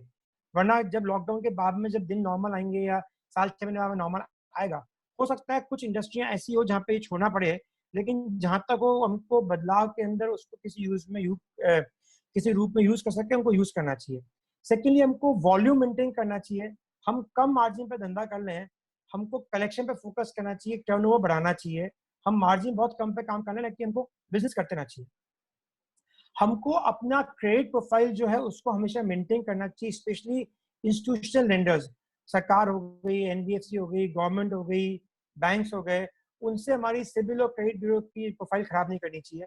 हमको दूसरा अपना ब्रेक इवन पॉइंट को अचीव करने का फर्स्ट टारगेट होना चाहिए। हम अपनी कैसे फिक्स कॉस्ट को अचीव कर सकें वो हमारे लिए सबसे पहला टारगेट होना चाहिए। हम फिक्स कॉस्ट की जगह हम कई खर्चों को ट्रांजैक्शन पे लेके चले जाएं। एक बहुत बड़ा बदलाव इस देश में आया था। हम पहले टैक्सी को यूज करते थे, फिक्स कॉस्ट में फुल 250 किलोमीटर की टैक्सी पर डे की यूज करते थे। आज ओला उबर आ गई, हमको छोटे छोटे लगते हैं, हमको महंगा है लेकिन हमको ट्रांजैक्शन सस्ता पड़ता है। आप जो भी चीज देखोगे ट्रांजैक्शन कॉस्ट हमेशा सस्ती पड़ती है फिक्स कॉस्ट पे, तो हमको एक बहुत बड़ा बदलाव हम उसको कर सकते हैं। हमें लिक्विडिटी मेंटेन करना चाहिए। हमको पेमेंट प्रेशर पे नहीं करना चाहिए, प्रायोरिटी पे करना चाहिए। जो हमसे तकाजा कर रहा है, जो ज्यादा प्रेशर बना रहा है, ऐसा नहीं है कि हम उसको पहला पैसा दे दें। हमको लिक्विडिटी को मेंटेन करने के लिए प्रायोरिटी हमारे को व्यापार को चलाने के लिए क्या है उस पर ध्यान देके करनी चाहिए। इन्वेंट्री कम करनी चाहिए, बिल्कुल कम करनी चाहिए इन्वेंट्री। हमको जो फंड्स हैं उसको हमारे पास जो फंड बचा हुआ है, आज की जो लिक्विडिटी है, हमको ये देखना चाहिए वो शॉर्ट टर्म के फंड्स हैं, लॉन्ग टर्म के फंड्स हैं। हमको शॉर्ट टर्म और लॉन्ग टर्म के फंड्स को अलग डिफरेंशिएट करके ही यूज करना चाहिए। अदरवाइज हम अगर इन फंड्स को लॉन्ग टर्म में यूज कर देंगे, जैसे आज लॉन्ग टर्म बताऊं, ईएमआई हो गई, बैंक की किस्तें हो गई, तो हमको बैंक से बात करना चाहिए कि हमारी किस्तें, हमारा टर्म लोन डिफर करे, हमको किस्तों को हल्का माफी दे, हमको क्या, वरना हम इस शॉर्ट टर्म फंड को बैंक को चुका के फिनिश कर देंगे तो हम आगे व्यापार कैसे करेंगे। इसके साथ में हमको डाइवर्सिफिकेशन इस टाइम पे नहीं करना चाहिए, हमको सिर्फ फोकस करना है कि जो हम काम कर रहे हैं उसी में करें, उसमें अलग रूप से कर लें। पर हम सोचें कि हम ये बिजनेस छोड़ के नया बिजनेस चालू कर लें तो ये शायद सही समय नहीं है हम बिजनेस चालू करें। लोन लोन एक अच्छी चीज है, डेट बहुत अच्छी चीज है, डेट हमेशा ताकत होती है हमारे को काम करने की है, सोच समझ के उसको लेना चाहिए। हमारी दूसरी एक लर्निंग ये है शॉर्ट टर्म के लिए, हमको अपना बिजनेस का प्लान आगे कभी भी ऐसे क्राइसिस आ जाए उसके लिए हमको कैसे बच के चलना है वो मैनेज करना चाहिए। नेक्स्ट टाइम के लिए ऐसे कभी भी क्राइसिस, और हो सकता है सेकेंड राउंड जो कोरोना का आ जाए सर्दियों में जैसे बताते हैं, उस टाइम पे हमको अब आज से तैयारी करनी चाहिए। लेकिन पहला क्वेश्चन एक को आंसर करना चाहिए कि हमको चाहिए कितना पैसा, हाउ मच डू वी, कितना फंड्स हमको चाहिए, हमको क्यों चाहिए, बेस्ट केस, वर्स्ट केस और आइडल केस। मतलब सबसे अगर हम सोचें कि इससे अच्छे से अच्छा काम होगा तो कितना फंड चाहिएगा, बुरे से बुरा कलेक्शन आएगा तो कितना फंड चाहिएगा, अगर कुछ भी ऑर्डर नहीं आया तो कितना फंड चाहिएगा। हमको ऐसे ऐसे सिनेरियो बनाते हुए पूरी कैलकुलेशन करनी चाहिए कि हमको एक्चुअल फंड की आवश्यकता कितनी पड़ेगी। उसके बाद में ही हमको फंड की तैयारी करनी चाहिए, फंड का उसका यूज करना चाहिए। क्योंकि आज हमारे पास सबसे मेन जरूरत है हमारी वर्किंग कैपिटल बढ़ाने की। सबके इंफ्रास्ट्रक्चर, बिजनेस, फैक्ट्री जो भी जिसका एस्टेब्लिशमेंट है वो तो बना हुआ ही है। आज वापस से रीस्टार्ट करने के लिए अपने को एक ही काम चाहिएगा, वर्किंग कैपिटल। वापस से वर्किंग कैपिटल चाहिएगी, जो खत्म हो गई वो खत्म हो गई। या तो उसका दो ही तरीके हैं, हम अपनी पूंजी डालें उसके अंदर, और या हम कहीं से लोन लें, वरना हमको एक मिनिमम वर्किंग कैपिटल तो व्यापार करने के लिए चाहिए ही चाहिए। How to increase working capital के दो ही तरीके हैं, या तो हम प्रॉफिट कमाएं और या हम पूंजी डालें।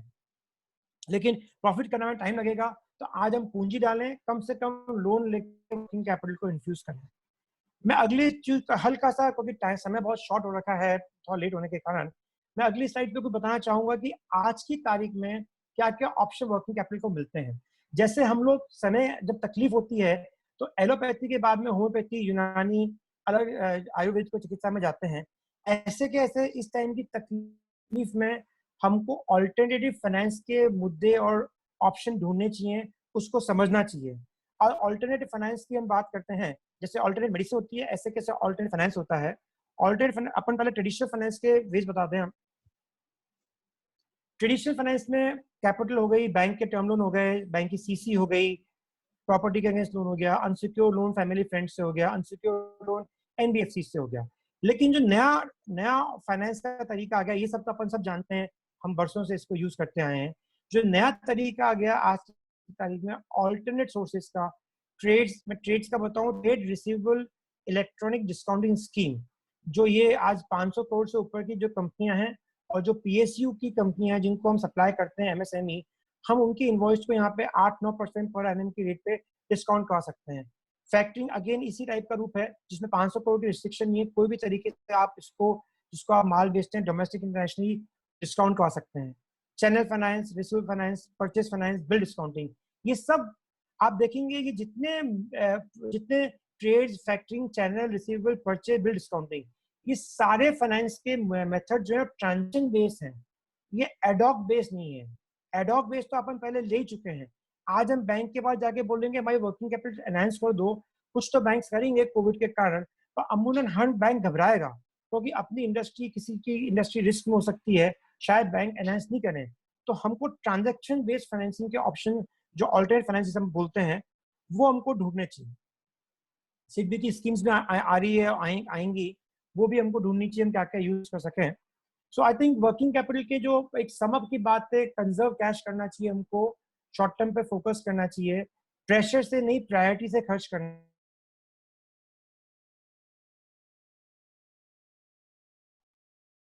आगे क्या होगा, आगे तो किसी ने प्रेडिक्ट नहीं किया, but by and large post corona back to basics, हम वापस से, दुनिया गोल है, कहते हैं जहां चालू है वहीं पहुंचते हैं, तो शायद हम वापस से वहीं पे कंट्रोल और डिलीट करके वहीं पहुंचेंगे।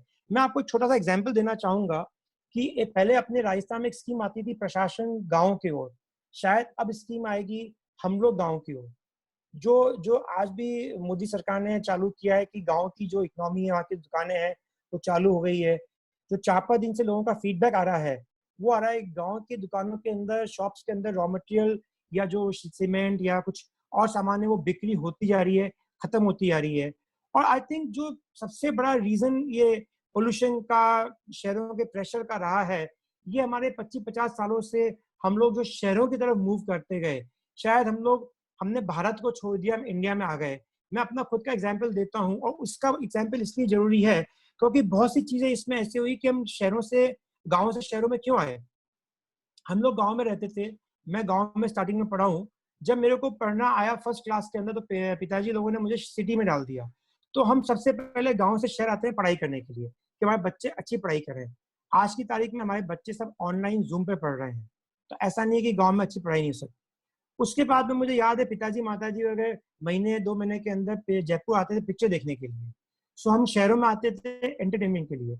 आज की तारीख में हम बिना पिक्चर हॉल के सब टीवी पे लाइव इंटरनेट के ऊपर नेटफ्लिक्स, अमेजोन अलग तरीकों से एंटरटेनमेंट देख रहे हैं, और वो जो आदमी शहर में देख रहा है वही गाँव में देख रहा है। ऐसे छोटे मोटे एग्जाम्पल बता रहा हूँ मैं आपको, बहुत सी चीजें ऐसी आने वाली है।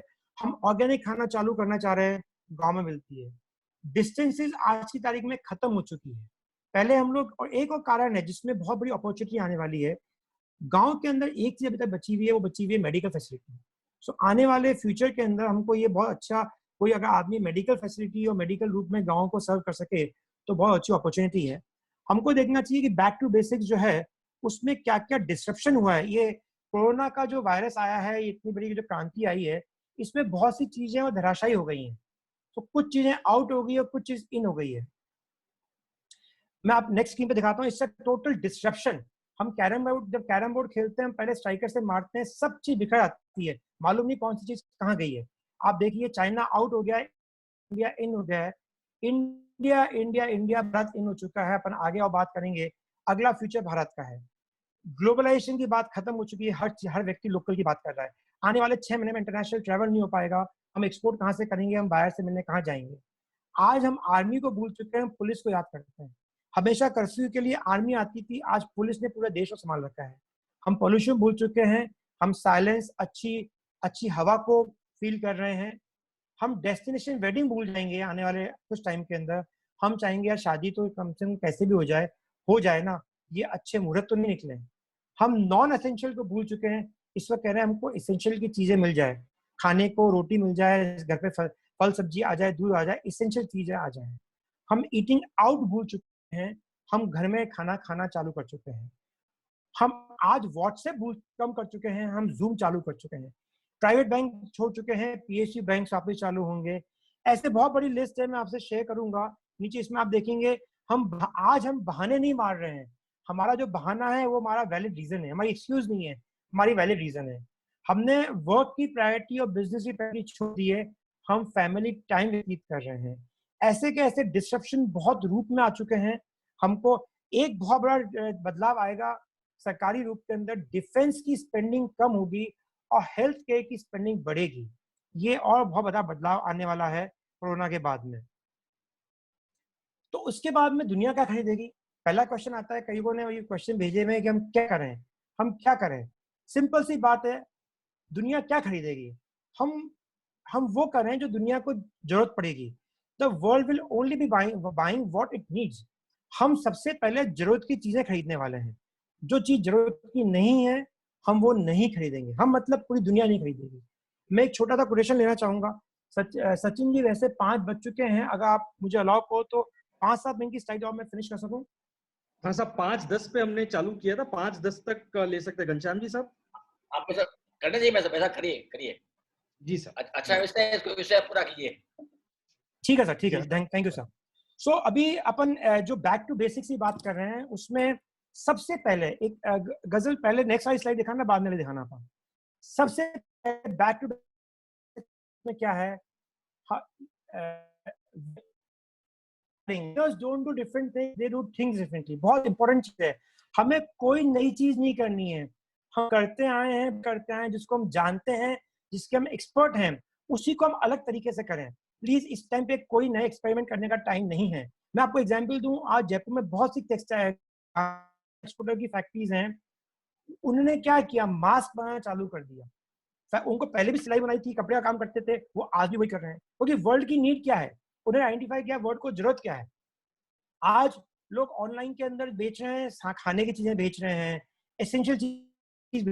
तो हमको सबसे पहले आइडेंटिफाई करना चाहिए क्या चीज है, रोटी, कपड़ा, मकान। 3 चीज की एसेंशियल नीड है दुनिया को, उसके बाद में पूरी दुनिया बनी है।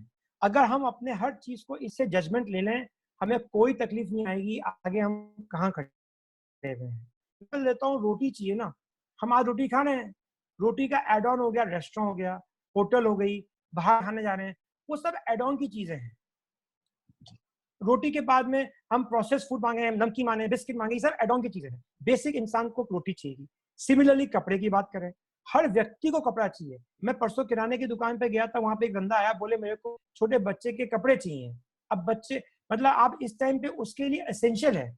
तो आज ऐसा नहीं कि कपड़ा लग्जरी है। तमिलनाडु के अंदर जब लॉकडाउन चालू हुआ इंडस्ट्री का, तो वहां पे उन्होंने टेक्सटाइल इंडस्ट्री को एसेंशियल में रखा था, क्योंकि वहां पे यार्न से, अगर कपास से यार्न बनता है, तो उनको किसानों को सपोर्ट करने के लिए कपड़ा भी एसेंशियल है।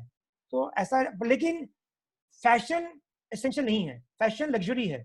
तो हर चीज में जो जरूरत की चीजें, रोटी में, कपड़ा में, अगेन कपड़े में बहुत, हर व्यक्ति को कपड़ा चाहिए। बेसिक कपड़े पहनने को चाहिए, घिसेंगे कपड़े वापस कंज्यूम होंगे। कपड़ा मतलब एक भावना है। कपड़े में हर चीज आ गई, जूते भी आ गए, हर चीज आ गई। सो कपड़े की जैसे जो अपन यूज करते हैं वो सब चीज जरूरत पड़ेगी। सिमिलरली मकान, मकान से यहाँ पे मतलब ये नहीं हुआ कि हमको रियल एस्टेट की हम बात नहीं कर रहे हैं, बात कर रहे हैं कि हर व्यक्ति को रहने के लिए छत चाहिए। बिना छत के कोई आदमी रह नहीं सकता। तो अब छत चाहिएगी, भले वो किराए की रहे या खुद की रहे, उसको घर तो चाहिएगा। और बेसिक घर हर व्यक्ति को चाहिएगा। तो बेसिक घर मतलब अफोर्डेबल हाउसिंग या हाउसिंग।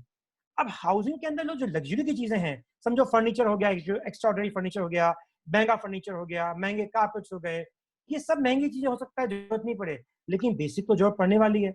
हम वापस अपने जो खाती है, हमारा जो जो हमको सप्लाई करता था उसके वापस जाएंगे। हम हो सकता है ब्रांडेड फर्नीचर नहीं लें, लेकिन जब भी जरूरत पड़ेगी तो बेसिक तो लेंगे ना। इसके ये मेरे को पर्सनली लगता है ये 3 चीज मुख्य रूप से हमको फ्यूचर के ध्यान रखनी चाहिए, रोटी, कपड़ा, मकान। इससे कनेक्टेड जो जितना हम इसके पास की चीजें ढूंढेंगे, हमारे जितने व्यापार इससे पास से जुड़े हुए हैं, वो व्यापार सुरक्षित रहेंगे, आगे चलते रहेंगे, उनमें तकलीफें नहीं आएगी। और जितने उसके ऊपर लेयर ऐड होते गए, नॉन एसेंशियल की लेयर ऐड होती गई, उन व्यापार में हो सकता है आने वाले टाइम में थोड़ी तकलीफ भी आए और मद्दी भी आए। ये व्यापार तो चलेंगे, ये व्यापार तो हो सकता है लॉकडाउन खत्म हो और आपको हाथों हाथ चालू हो जाए व्यापार, वो तकलीफ नहीं आएगी। लेकिन इनके साथ में हम लोग को और क्या चीज देखनी चाहिए, जो हम लोगों को दिख रहा है, स्पेशली लघु उद्योग भारती के हिसाब से हम लोगों ने कुछ चीज सिलेक्शन करी है जो फ्यूचर है। मेक इन इंडिया बहुत ही इंपॉर्टेंट चीज है। मेक इन इंडिया के पहले मैं एक चीज बोलना चाहूंगा, हमने मेक इन इंडिया लिख दिया इसको, साथ में सेकंड चीज है बैक टू भारत। ये 2 चीज बहुत कनेक्टेड है।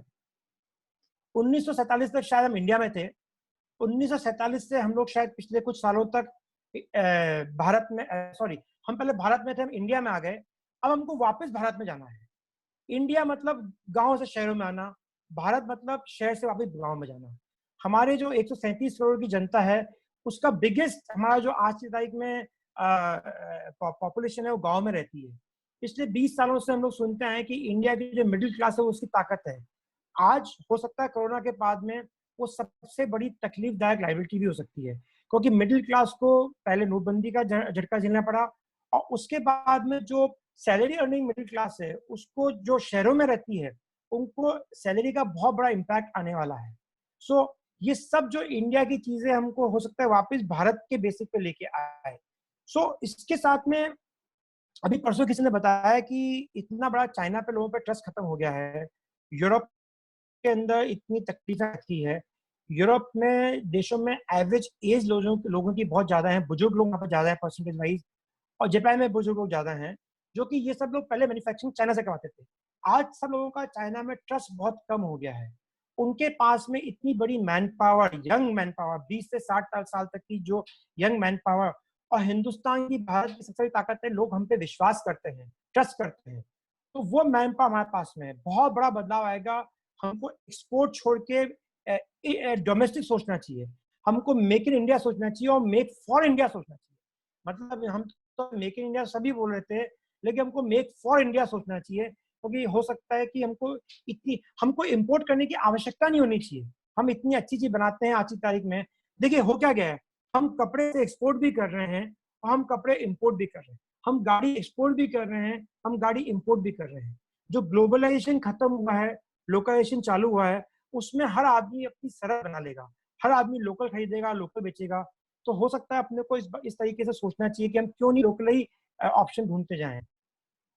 सर्विस इंडस्ट्री बढ़ने वाली है, एग्रो फार्मिंग, अगेन ये इस पे लोगों का फोकस बढ़ेगा, हेल्थ केयर पे लोगों का बहुत बड़ा फोकस बढ़ेगा। हम सब लोग रियलाइज कर चुके हैं कि कोरोना की फाइट के अंदर हमारी इम्यूनिटी जितनी स्ट्रांग है, हम इतने स्ट्रांग है, वही हमारे पास जीत रहेगी, ऑप्शन दूसरा नहीं रहेगा। एक लास्ट चीज है कि कौन जो सर्वाइवल ऑफ द फिट, वो हर रूप में, भली फिजिकल रूप में, मानसिक रूप में, अपने व्यापारिक फाइनेंशियल रूप में जो फिट रहेगा, चुस्त दुरुस्त रहेगा, वही जीतेगा। ये अकेली लड़ाई कोरोना की बात की नहीं है, ये लॉन्ग टर्म की चीज है। इसके अंदर हमको सबको मिलकर साथ चलना पड़ेगा और अपने आप को फिट रखना पड़ेगा। एक नेक्स्ट स्लाइड है, कुछ लोगों की विशेष रिक्वेस्ट थी कि एक और चीज जो हम लोगों को देखनी चाहिए, जो बहुत बड़ा इम्पैक्ट बना रही दुनिया के अंदर, इसके प्लस एंड माइनस दोनों हैं। हमने इसके प्लस भी देखे हैं आज ही, और माइनस भी देखे। हमने प्लस देखा कि हम 650 लोगों को जोड़ पाए जूम वेबिनार के थ्रू, और माइनस देखा कि टेक्नोलॉजी कुछ फेल हो गई। तो अभी अपन देख रहे हैं कि 92 लोग जुड़े हैं फेसबुक के ऊपर और बाकी 108 लोग यहाँ जुड़े हुए हैं, बाकी लोग अनफॉर्चुनेटली जुड़ नहीं पाए, ये माइनस भी रहा। लेकिन ये तो कभी कभी डिस्ट्रप्शन आता है। आने वाले समय में अब के टेक्नोलॉजी को हमको अडॉप्ट करना चाहिए बिजनेस में, व्यापार में। और टेक्नोलॉजी का मैं आपको उदाहरण दूंगा, टेक्नोलॉजी की कोई कॉस्ट नहीं होती। वो जो छोटा सा रिक्शे वाला भी जो है, उसने भी मोबाइल ले लिया है, तो टेक्नोलॉजी की कीमत क्या रही है? हम जो सब्जी वाला बोलता है आप मुझे पेटीएम कर दीजिए, मैं ले लूंगा पैसा, टेक्नोलॉजी कीमत नहीं रही है। So technology has zero cost. Long term में टेक्नोलॉजी की कोई कॉस्ट नहीं होती। हम उसको अडॉप्ट करने में सोचते हैं कि टेक्नोलॉजी कॉस्ट है, पर मैं आपको बताऊं टेक्नोलॉजी की कॉस्ट नहीं होती। जूम आज आपकी तारीख हम देख रहे हैं, हमारी टीम भी जो है जूम अलग अलग जगह से, कोई 50 को दूर बैठा हुआ है, वहां से आपको कोई स्लाइड दिखा रहा है, कोई कुछ कर रहा है। तो हमको टेक्नोलॉजी ऑटोमेशन से कितना सुविधा हो जाती है, ये बहुत बड़ा इंपॉर्टेंट चीज है। और स्पेशली हमको ये नहीं सोचना चाहिए कि हम लघु उद्योग हैं तो हम टेक्नोलॉजी हमारे लिए नहीं है, बड़े उद्योगों के लिए है। उल्टा टेक्नोलॉजी का सबसे बड़ा एडवांटेज लघु उद्योग के लिए।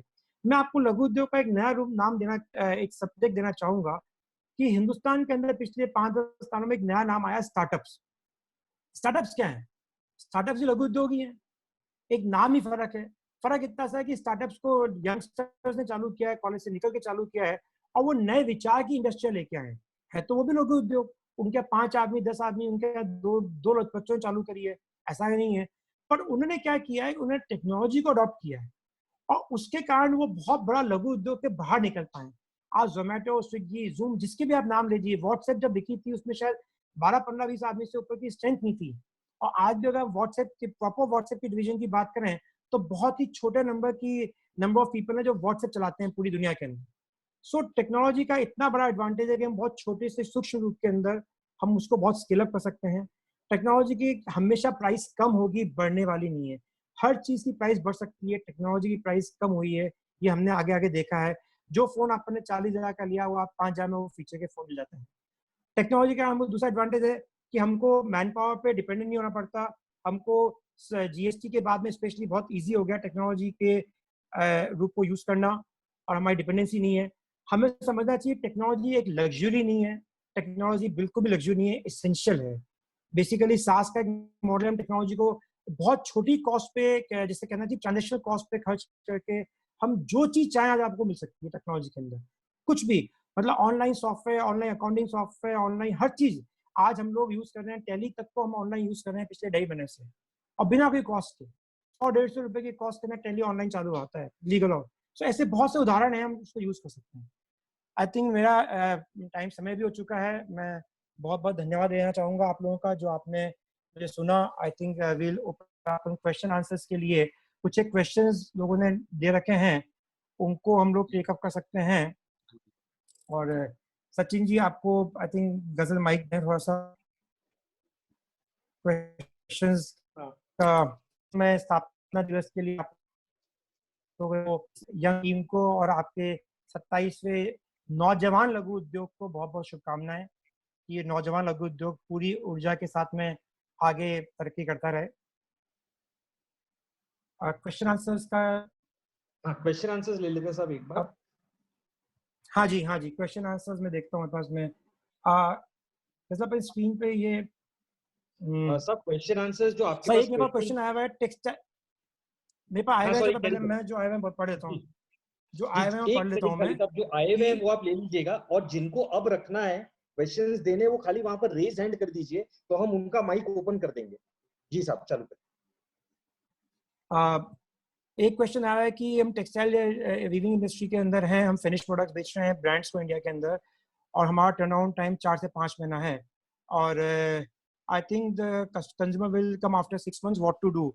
आज देखिए सर, टेक्सटाइल इंडस्ट्री अगेन, जैसे इन्होंने खुद ने भी लिखा है कि टेक्सटाइल इंडस्ट्री 5 से 6 महीने वापस नॉर्मल आएगी। हमको फोकस करना चाहिए फिक्स कॉस्ट हम कैसे बचा सकें अपनी, जो आपका रॉ मटेरियल है हम किसी और रूप में यूज कर सकते हैं क्या उसके अंदर। टेक्सटाइल अंदर आई डो नॉट नो कि आप फैब्रिक बना रहे हैं या गारमेंट्स बना रहे हैं। गारमेंट्स वालों की अपनी अलग तकलीफ है, लेकिन फैब्रिक वालों का सॉरी यार्न वालों का, फैब्रिक वालों का धीरे धीरे हो सकता है कुछ महीने बाद वापस से मूवमेंट आए, क्योंकि रोटी कपड़ा मकान कपड़ा तो इस्तेमाल होगा ही होगा, लग्जरी बाहर निकलेगी। तो हमको जो 6 महीने क्रिटिकल हैं, हम कैसे अपनी फिक्स कॉस्ट को कम कर सकें, हम कैश को प्रिजर्व कर सकें, हम बैंक से अपने जो रीपेमेंट हैं उनको। एक और चीज है कि मैंने रियलाइज किया कि हम लोग ड्यू के बाद में कोई चीज को निगोशिएट करते हैं तो दिक्कत आती है, या ड्यू बोले या डिफॉल्ट बोले उसके बाद में निगोशिएट करते हैं दिक्कत आती है। मेरे एक्सपीरियंस में कभी भी कोई तकलीफ आए बैंकिंग इंस्टीट्यूशन से, फाइनेंशियल सिस्टम से, हमें प्रीएम्प्टिव करना चाहिए, हमें तकलीफ के पहले ही बात करनी चाहिए। तो उन लोगों का एक व्यू पॉइंट सच्चा लगता है, वो शायद जनरली हमको बहुत पॉजिटिवली देखते हैं। एक अगला क्वेश्चन किसी ने किया है कि how can we generate additional working capital as for the next 3-4 months there is no generation. मैंने आपसे बताया कि पहले तो हम आइडेंटिफाई करें कि हमको कितनी चाहिए, नंबर 1, हम हमारे पास क्या क्या सोर्सेज खुद के पास में हैं, और नंबर 3 ऑल्टरनेटिव फाइनेंस के जो सोर्सेज हैं, आपको जो ट्रांजेक्शन बेस्ड काम करने के लिए चाहिएगा।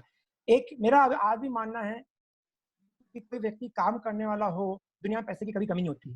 तो अगर आपकी नीड जेन्युइन है, आपकी रिक्वायरमेंट जेन्युइन है, तो आपको हमेशा पैसा मिलेगा ही मिलेगा।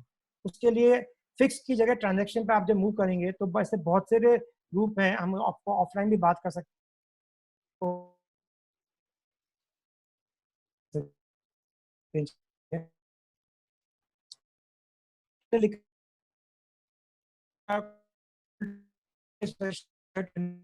हेलो रवि जी, आपकी आवाज कट रही है, आपकी वॉइस ब्रेक हो रही है। ओके सॉरी, क्या अभी आवाज मेरी क्या अभी भी कट रही है आप थोड़ी। सुन सकते हैं? अभी आवाज आ रही है? Can you confirm? हेलो, हाँ अभी आ रही है, अभी आ रही है। आप लोगों को स्क्रीन पे वो दीजिए ना। अच्छा, मुझे स्क्रीन से प्रेजेंटेशन हटा दो तो मैं कैमरा देख पाऊँ लोगों का, लोगों के इशारे देख पाऊंगा ना हाथ से। हाँ, सो एक क्वेश्चन है कि लॉकडाउन के अंदर, लॉकडाउन के बाद में गोल्ड, कमोडिटी, सिल्वर का क्या रहेगा। वैसे तो इसको अब हल्का डिस्कस भी कर चुके हैं, और फिर भी अपन जानते हैं कि गोल्ड शायद आज की तारीख में आने वाले टाइम पे हो सकता है काफी सेफ बैठ रहे, लेकिन स्टॉक मार्केट और म्यूचुअल फंड तो थोड़ा रिस्की लग ही रहे हैं इसके अंदर। एक क्वेश्चन आया था कि हमें जानकारी दें कि इस परिस्थिति में भारत के गांवों में व्यापार का क्या परिदृश्य रहेगा, विशेष तौर पर कृषि संबंधित कार्यों का। मैं बोलूँ कि सुपर रहेगा साहब, सुपर, बैक टू विलेज। देखिए, अगर आप एक रूप से और देखें कि कोई भी सरकार चाहेगी जितने ज्यादा लोगों को फायदा मिल सके, कोई भी बेनिफिट का, उसको फायदा देना चाहेगी सरकार। आज भी देखें, अभी तक सरकार ने जितने भी इकोनॉमिक स्टिमुलस दिए हैं वो उद्योग वाले चिल्ला रहे हैं कि हमको नहीं दिए हैं, लेकिन उसकी आवश्यकता बाद में है। आज जो सैलरी क्लास है, गांव के लोग हैं, उनकी आवश्यकता पहले है, तो सरकार पहले उनको बेनिफिट दे रही है, भले वो कुछ रुपए उनके खातों में डाल के या नरेगा की स्कीम लॉन्च करके या जैसे भी धीरे धीरे काम चालू कर रही है। तो गांव में तो बहुत ही अच्छा बूम आना चाहिए, और जैसे अब क्या मालूम पड़ा कि मानसून भी अच्छा आएगा, तो शायद गांव का तो बहुत अच्छा बेनिफिट होना चाहिए। ये तो फ्यूचर है इसका। मार्बल एंड ग्रेनाइट इंडस्ट्रीज का जिक्र नहीं किया सर। मार्बल ग्रेनाइट के लिए अपने सिरेमिक इंडस्ट्री का जिक्र की थी स्टार्टिंग के अंदर। आज जो भी नॉन एसेंशियल चीजें हैं फॉल करती है रोटी कपड़ा मकान के अंदर, अगर अपन हाई एंड मार्बल की बात करें, हाई एंड ग्रेनाइट की बात करें, तो शायद वहाँ पे दिक्कत और तकलीफ आ सकती है। लेकिन मुझे लगता है कि 5-6 महीने बाद में जैसे ही जो मास रिक्वायरमेंट है, देखिए आबादी बढ़ेगी, आबादी कम नहीं होगी। और मेरा एक और मानना है कि यूरोप के अंदर जो अभी तक देश जो थे, वो आबादी की जनसंख्या पे उनकी जो पहले धारणा थी छोटी फैमिली की, शायद इन सब के बाद में वो भी हल्का सा, मे बी शॉर्ट टर्म नहीं लॉन्ग टर्म में अगर अपन जाके सोचें, तो वो चाहेंगे कि हमारी आबादी थोड़ी सी बढ़े, ताकि हमारा रेशियो जो बुजुर्गों का और यंग्स का मैनेज रहे। क्वेश्चन ले लिए क्या? फेसबुक के फेसबुक के क्वेश्चन में मैं अभी ले नहीं पाया, एक मिनट क्विकली फिनिश करता हूँ यहाँ के यहाँ। सो आई थिंक जैसे आबादी बढ़ेगी, घरों की नीड बढ़ेगी, मकान की नीड बढ़ेगी, तो मार्बल ग्रेनाइट की नीड भी जो जरूरत की चीजें बढ़ेगी। लग्जरी मार्बल ग्रेनाइट हम लोगों ने इतना इंपोर्ट कर लिया, बड़ी आयरनी। मैं पर्सनली, मुझसे पूछे, हम दुनिया में एक्सपोर्ट करते हैं मार्बल और दुनिया से इंपोर्ट करते हैं। हमने हर चीज में ही कर लिया, हम देते भी और लेते भी हैं। तो शायद आने वाले टाइम में वो जो व्यापार बोथ वेज में था, वो हमको देखना पड़ेगा। एक ने बोला कैशलेस इकोनॉमी में cash is king, do you mean cashless economy will come back? मेरा मतलब कैश इज किंग से था कि भाई जो लिक्विड कैश अपने मैं 2 नंबर से मतलब नहीं था, प्लीज। हम लोग ऑफिशियल मीडिया पे हैं, रिकॉर्डिंग भी होती है इस चीज में लेके, सो मुझे नहीं लगता। बट अगर मैं उसको मैं बोलूँ पर्टिकुलर, तो एक चीज मैं बोलना चाहूंगा, उसका आप अपना समझ सकते हैं कि फाइनेंशियल ईयर 2021 अपन लोगों की बैलेंस शीट से कभी एग्जिस्ट ही नहीं करेगा, सभी लोगों की, और उसकी सबको माफी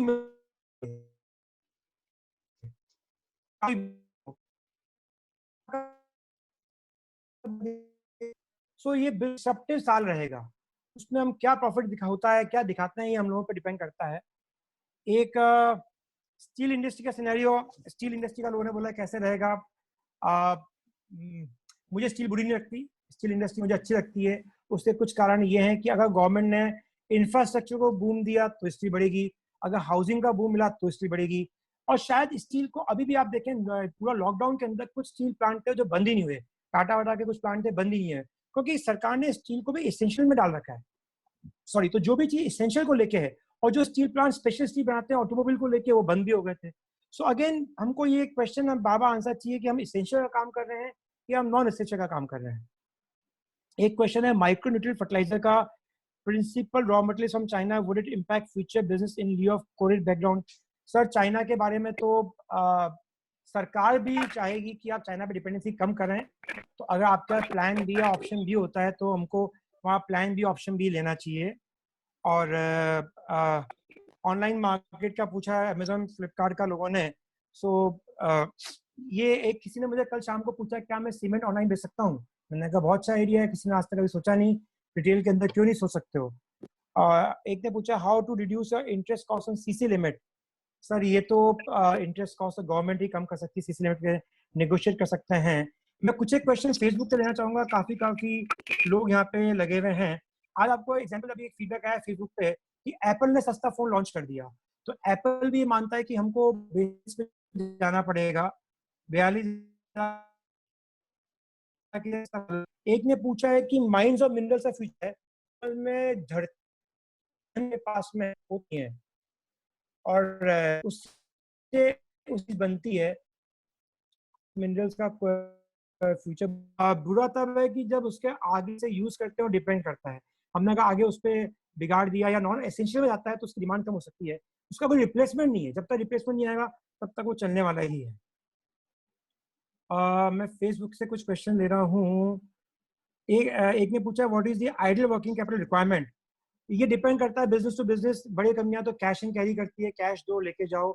आई थिंक फेयर बात करें, अगर हम सिंपल मॉडल लेके चलें तो क्रेडिट कार्ड कंपनियां क्या बोलते हैं, अपन जब कोई चीज खरीदते हैं तो क्रेडिट कार्ड के अंदर आप या तो उधारी में 2% की सीडी देते हैं, या क्रेडिट कार्ड पे हमको स्वाइप करने पर 1.5% डिस्काउंट देना पड़ता है। तो मेरी समझ में 30 दिन का जो क्रेडिट होती है which is a fair time, ये तो एक व्यापारिक फेयर चीज होनी चाहिए। कुछ लोगों का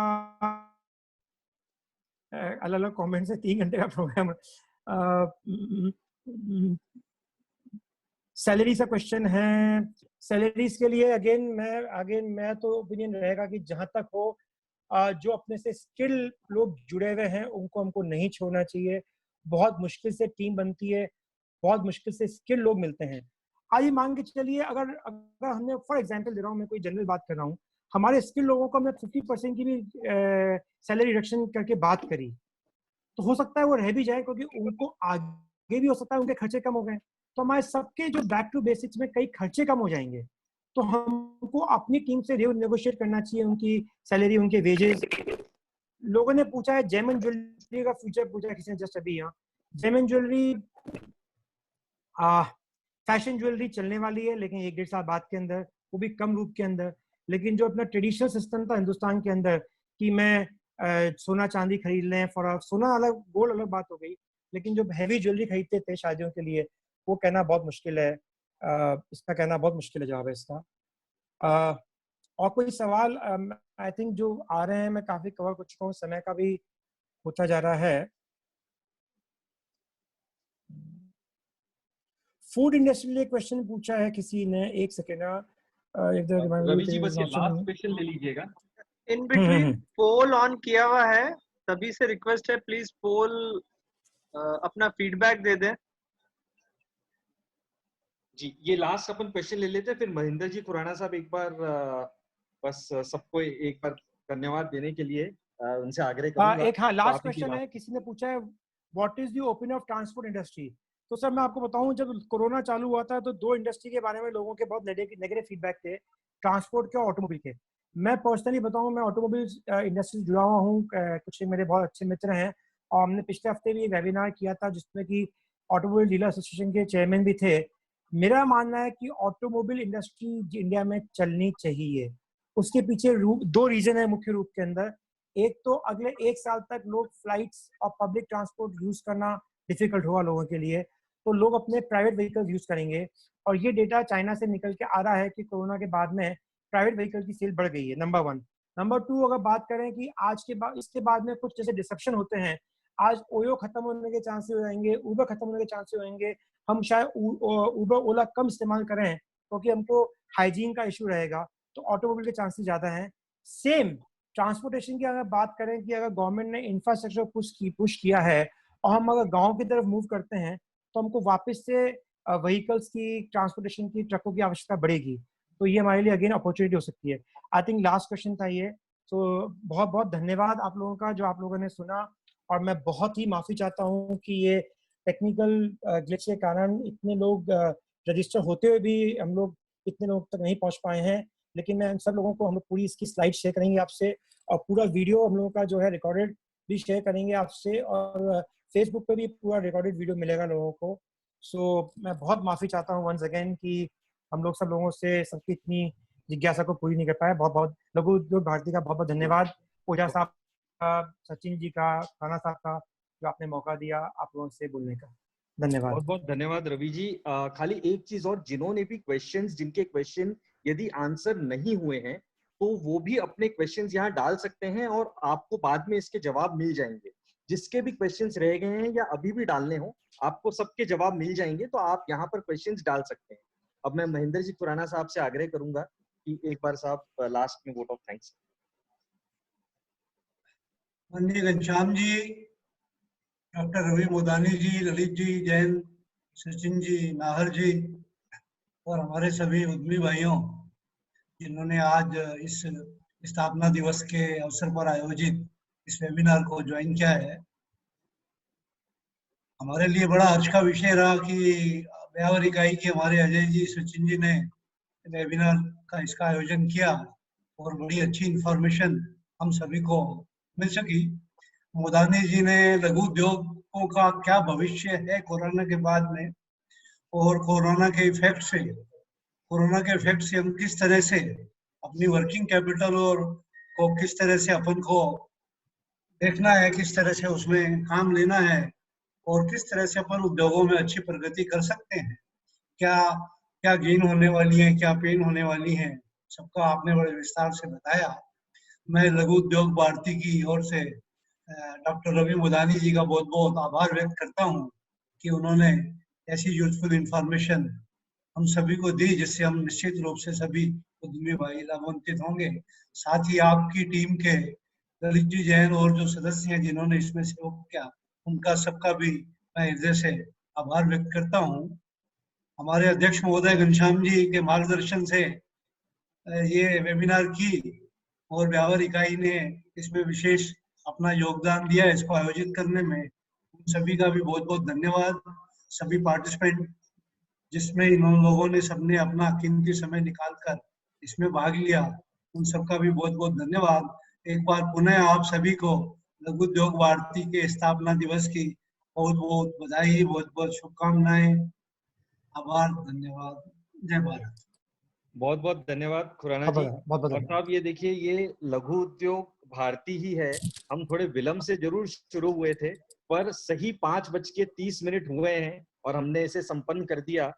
और मेरे हिसाब से अधिकतर लोगों की जिज्ञासा भी हम सही कर पाए हैं और बहुत ही अच्छा एक वेबिनार रहा। बहुत बहुत धन्यवाद रवि मोदानी जी और आपकी पूरी टीम का।